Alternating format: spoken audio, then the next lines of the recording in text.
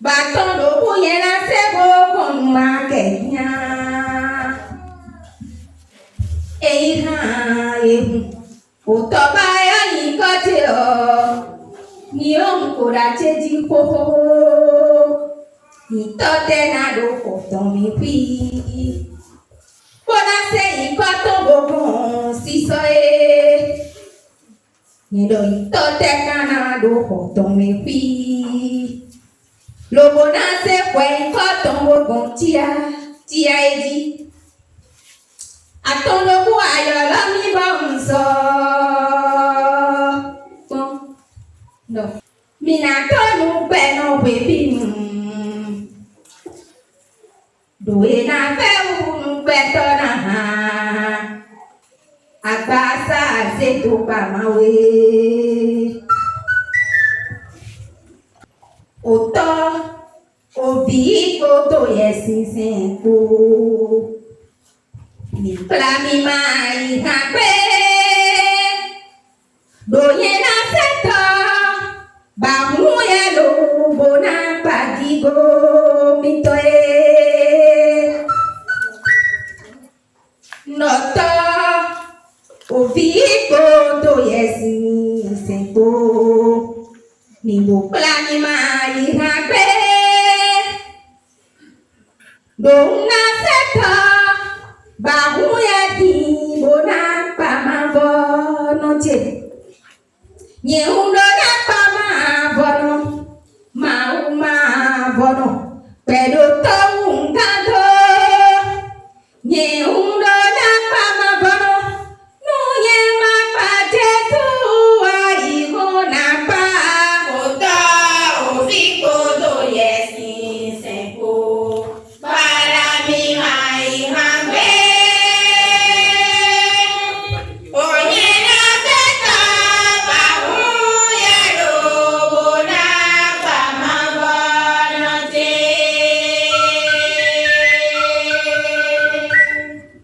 ye do na pa tolo ye to da pa ma bono no ma uma bono pero to un canto ye undo na pa ma bono no ye ma pa jesu ai mona pa ota oviko do yesi senko para mi mai hambe oye na teta na oye do na pa ma bono te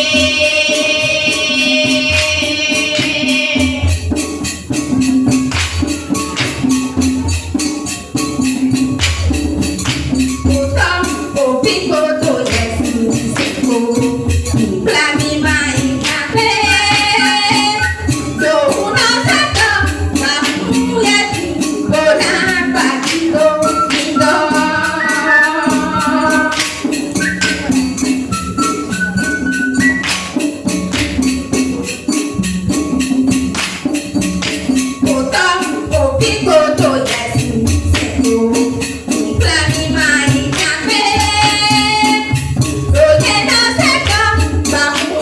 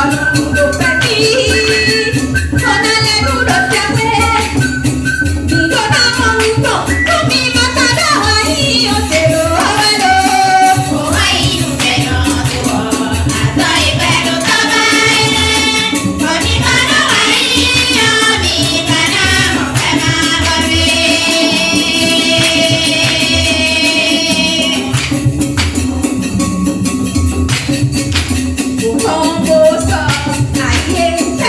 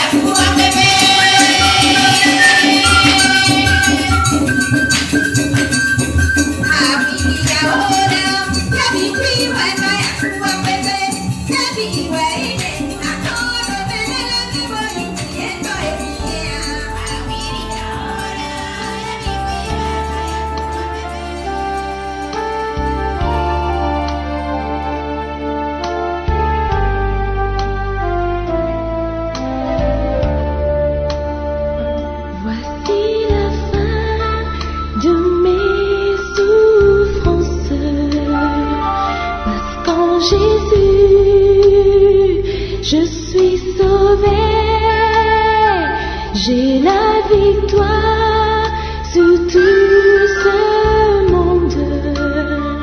Un jour j'irai près du Seigneur. Voici la fin de mes souffrances, parce qu'en Jésus, je suis sauvé. J'ai la victoire.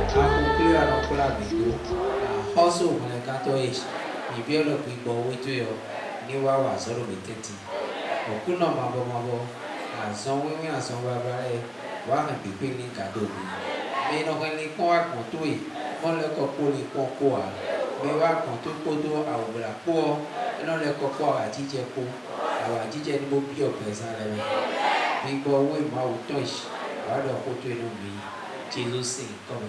Auprès la repose de Jésus. Alléluia. Mais quoi alors? Nawa kandia. Et tu le papa mettons pour le voir dans ton ballon.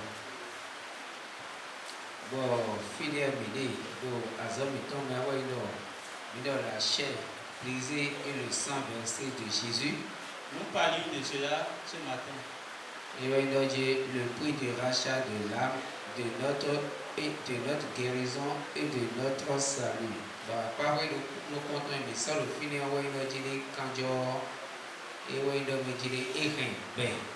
nous avons parlé du sang qui est la vie.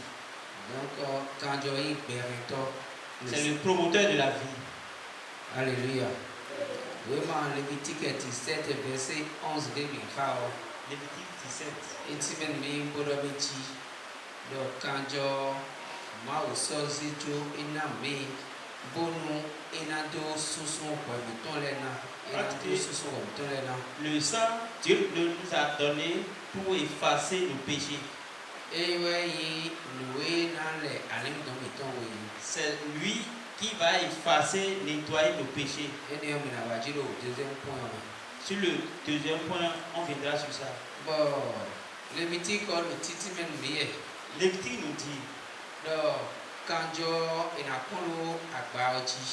que le sang sera versé sur l'autel. C'est ça, on a dit non. On va tuer l'animal afin de trouver le sang. Maintenant,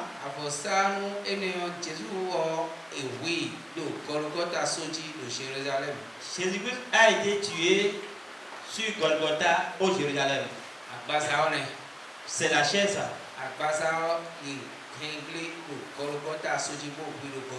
On a détruit la chair au Golgotha. Et le sang. On a senti que le sang est versé. Si le sang est versé là, ça ne peut pas faire ce qu'il voulait faire. Le sang doit être versé sur l'autel. On doit verser le sang sur l'autel. Qu'est-ce qui s'est passé là? Est-ce que le sang est versé sur l'autel? Je voudrais vous expliquer ce soir.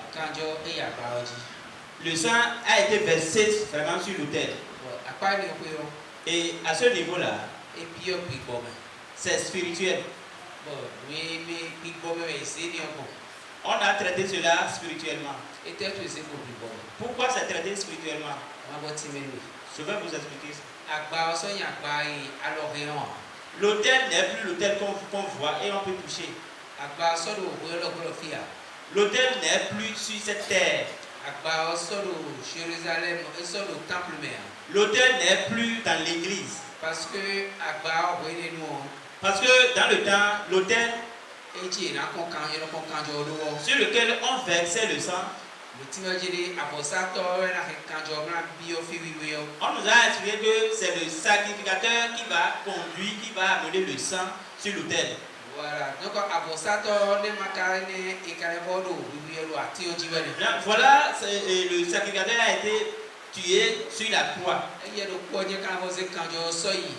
C'est lui seul qui devait encore amener le sang sur l'autel. Je dis, l'autel n'est plus sur cette terre. L'autel est où maintenant? L'autel est au ciel. C'est chez Dieu là-bas, c'est avec Dieu là-bas.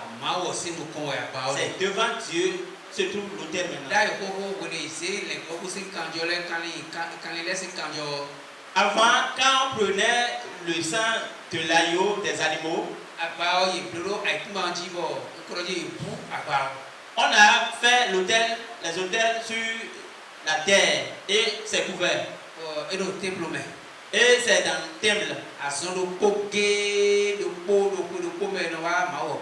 C'est une seule fois par an qu'on vient devant Dieu. Et quand Dieu veut parler à son peuple, il descend là. Mais on appelle là maintenant la présence de Dieu. C'est ça qu'on appelle l'autel. On peut appeler l'autel de Dieu. On peut appeler ça le siège de Dieu, le dortoir de Dieu. Vous comprenez bien? Parce que le lieu, personne ne trouve ça. C'est là que se trouve l'acte de l'Éternel. Voilà que Dieu a déjà envoyé son Fils. Et Dieu s'est transformé déjà en chair. Et il est déjà sur la terre en train de marcher. Donc il n'est plus dans l'autel comme avant. Il n'est plus dans l'autel comme avant. Il est en sa place au ciel. Parce que si Jésus est en chair, si Dieu est en chair, ça veut dire que c'est Jésus ça. Comment il s'est transformé? Il s'est divisé lui-même. Et il est rentré en chair. Et il est encore là-bas à la fois. Parce que Jean 1 a dit, la parole a pris chair. A été faite chair. On dit que la parole existait. La parole était avec Dieu. La parole était avec Dieu. Et la parole était Dieu. Donc, quand on considère le livre de Jean, chapitre 1, on va comprendre que la parole et Dieu sont ensemble. Et la parole a laissé Dieu et revenu maintenant. Et ça a pris chair. Donc Dieu est encore la parole. Donc la parole a pris chair. Et Dieu est encore là-bas. C'est pour cela, quand Jésus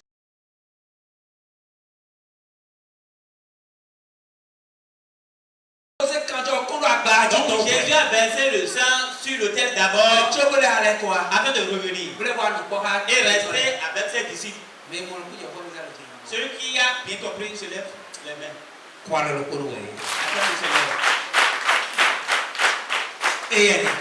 C'est ainsi. Le fond a déjà tout dit. Avant que Dieu ne pardonne quelqu'un, qu'est-ce qui doit couler? Qu'est-ce qui doit couler? C'est le sang forcément. Que Jésus te bénisse. Le sang qui a été appelé là-bas, son travail, on nous a parlé ici. On a racheté et soit en tandis que ça nous a racheté. Mais alors, nous voulons racheter. Ce que le blanc appelle racheter. Alléluia. Amen. On a acheté de nouveau. On a acheté de nouveau. C'est que la chose était déjà pour toi. Et on t'a privé de ça. Et tu n'as plus le pouvoir sur ça. Mais tu es revenu sur ça. Tu as dit qu'est-ce que je veux maintenant? Je veux repayer maintenant. Et tu as revenu.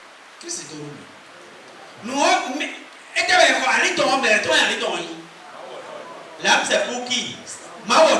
C'était pour Dieu. Et Dieu a fait quelque chose. Il a pris. Vous le savez comment il a appris. C'est nous-mêmes qui nous avons vendu au diable. Quand Dieu voulait parler, il nous demande. Il a dit à qui je dois quelque chose et je lui ai vendu. Je ne dois à personne et je lui ai vendu à personne. C'est vous-même qui vous êtes vendu. Et il a dit. Et vous allez dire à Dieu que tu sais bien que le fruit est très bon. Toi tu es comme ça. Et nous avons pris. C'est nous-mêmes qui avons dit que tu es un menteur, qu'on ne doit pas le suivre et nous avons mangé. Et nous nous sommes vendus. Et Dieu est revenu. Et il cherche. Et il a racheté maintenant. Et il est possible. Donc,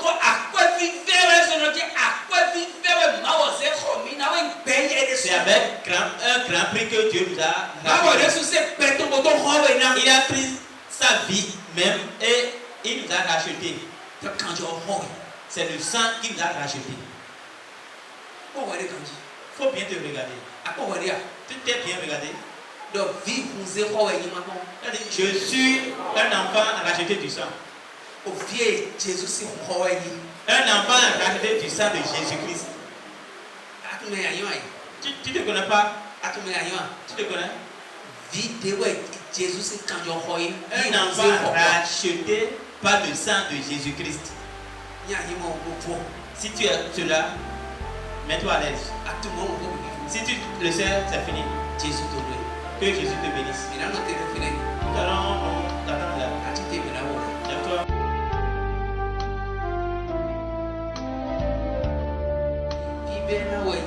Je suis un fils considéré.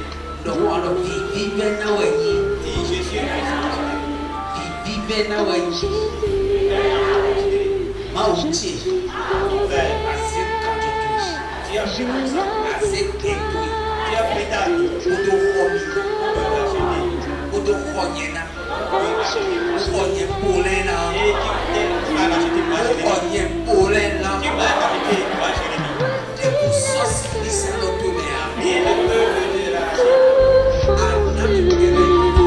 Parce qu'en Jésus,